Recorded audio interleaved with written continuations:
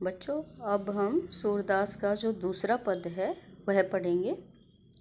यहाँ पर उद्धव योग ज्ञान का संदेश गोपियों को देते हैं और गोपियों को वह रास नहीं आया और वह उद्धव को पालम देना शुरू कर देती हैं। उसके बाद वह अपने मन की व्यथा कह रही हैं। गोपियाँ कहती हैं कि मन की मन ही मांझ रही, कि हमारे जो मन की, हमारे हृदय की मांझ अभिलाषाएं थी वो मन की मन में ही रह गई।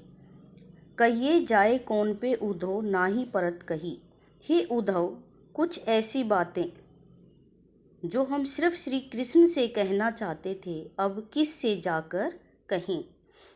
हमारे मन में यह आशा थी कि एक दिन श्री कृष्ण मिलने आएंगे, वृंदावन आएंगे और हम अपने मन की अभिलाषाएं, इच्छाएं उनसे जाकर कहेंगे, लेकिन ये सब बातें हमारे मन के अंदर ही रह गई। कुछ ऐसी बातें थी जो हम सिर्फ श्री कृष्ण से ही कहना चाहते थे। कहिए जाए कौन पे उद्धव, वो सब बातें हम किस से जाकर कहें। ऐसी बातें जो किसी और से ना ही परत कही, किसी और से कही नहीं जा सकती। हम सिर्फ ऐसी बातें श्री कृष्ण से करना चाहती थी।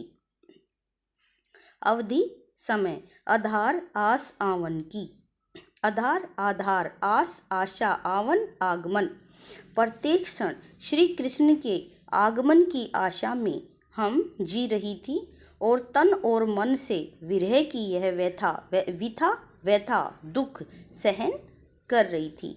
यानी कि प्रत्येक क्षण हमें यही आशा थी कि श्री कृष्ण हमसे मिलने आएंगी, इसलिए हम अपने तन और मन से यह व्यथा दुख सहन कर रही थी। अब इन जोग संदेशनी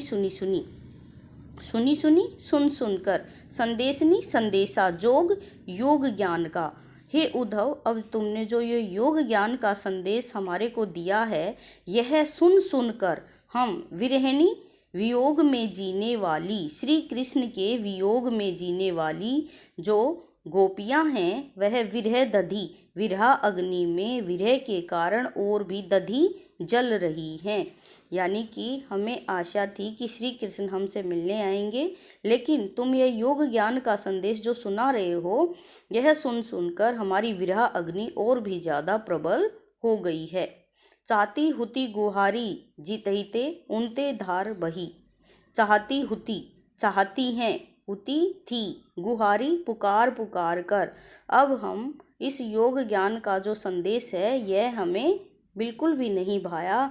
हम पुकार पुकार कर रक्षा की पुकार कर रही हैं। जितहिते उनते धार बही, यह जो प्रबल योग ज्ञान की धारा है यह जहाँ से बह रही है उन्हीं को वापस सौंप दो। यानी कि ये जो योग ज्ञान की प्रबल धारा है यह हमें रास नहीं आई।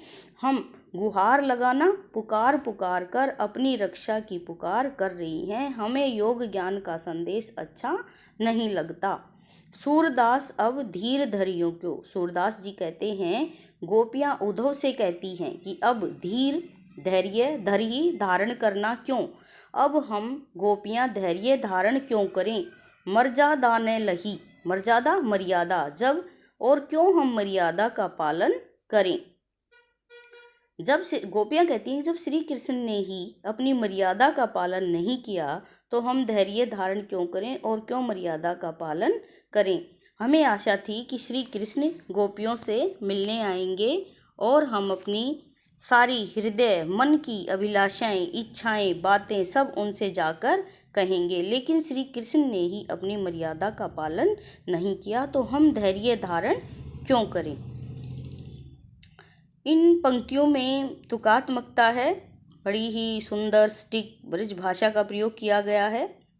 और अवधि आधार आस आवन की, तन मन विरहणी विरह चाहती हुती। यानी कि दूसरे पूरे पद में ही अनुप्रास अलंकार की छटा दर्शनीय है। धीर धर ही, सुनी में पुनरुक्ति प्रकाश अलंकार का प्रयोग किया गया है।